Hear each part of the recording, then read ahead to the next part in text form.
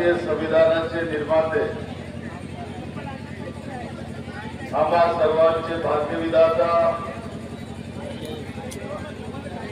मानव मुक्तीचे महानायक विश्वभूषण परमपूज्य डॉक्टर बाबासाहेब आंबेडकर यांना सर्वप्रथम मी अभिवादन करतो। आपल्या या हिंदजोग नवयोग संघटनांच्या वतीनं आणि पहिली ग्लोबल धम्म रथयात्रा या ठिकाणी जी निघते आहे त्या निमित्तानं या ठिकाणी उपस्थित या भागातील नगरसेवक आदरणीय मनोज बनसोडजी, आपके सहकारी छोटू खांडेकरजी, सन्मान्य बंडोपळ टेगोर्लेजी आणि ज्यांनी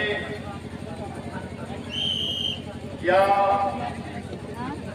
धम्म रथयात्रेसाठी अतोनात परिश्रम घेतले ते आता सरोडेजी, अश्विन जलवेजी, मिथिलेश गाडारजी, निहाल पाटीलजी आणि समस्त त्यांचे सहकारी मित्रगण, उपस्थित प्रचंड जनसमुदाय, भीमसैनिक बंधू भगिनी आणि मित्रांनो,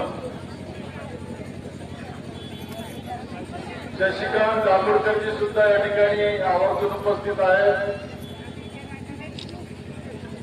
लवकरच बौद्ध पौर्णिमा येत आहे।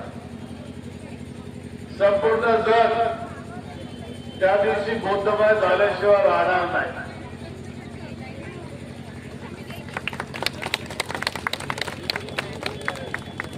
कारण तथागत भगवान गौतम बुद्धांचा संदेश हा संदेश जगामध्ये युद्ध नको तर बुद्ध व्हावा असा संदेश आहे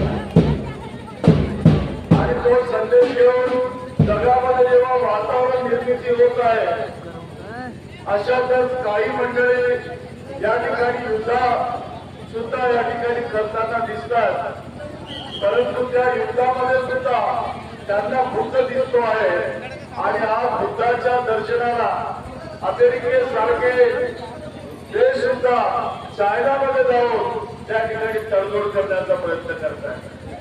अशा वेळेला या बुद्धाचा जो संदेश आहे तो आम्हाला 14 ऑक्टोबर 1956 रोजी परमपूज्य डॉक्टर बाबासाहेब आंबेडकरांनी नागपूरच्या दीक्षाभूमीवरून दिला आणि सांगितलं की मी या ठिकाणी आपल्याला 22 प्रतिज्ञा देतो, त्या 22 प्रतिज्ञांचं पालन करेल। तुम्ही जर स्वतःला शिकवलं, संघटित केला आणि संघर्ष केला तो कोणताही माहीत आला तुम्हाला हरवल्याशिवाय राहणार नाही। काही लोक गोळाबाजीच्या नादी लागलेले आहेत, ते सांगतात की आम्ही बाबासाहेब आंबेडकरांचा विचार मानतो, परंतु बाबांसमोर योगी जे ढोंगी बाबा आहेत यांच्या समोर जाऊन लोटांगण घालतात, त्यांच्यापासून सुद्धा सावध होण्याची वेळ आपल्यावर आलेली आहे। परंतु मला आठवतं की आपण सगळे भीमसैनिक आहोत आणि भीमसैनिक बाबासाहेब आंबेडकरांनी जे सांगितलं की मी आपल्या समाजाच्या विकासाचा रथ आजपर्यंत आणला, परंतु तो तुम्हा लोकांना पुढे जायचा आहे आणि तो रथ आपण या धर्मयात्रेच्या माध्यमातून पुढे नेल्याशिवाय राहणार नाही हा विश्वास सुद्धा या ठिकाणी मी बाळगला आहे।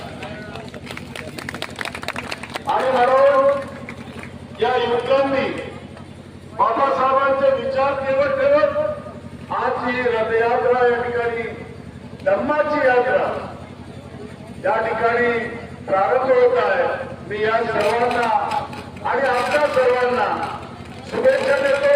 या मुलांचं कौतुक केल्याशिवाय राहू शकत नाही, त्यामुळे उत्तर नागपूरच्या जनतेच्या वतीनं या सर्व मुलांचं या ठिकाणी अभिनंदन करतो आणि आपल्या सर्वांना जयंतीच्या हार्दिक शुभेच्छा देऊन या ठिकाणी थांबतो. धन्यवाद. जय भीम, जय महाराष्ट्र, जय भारत, जय संविधान.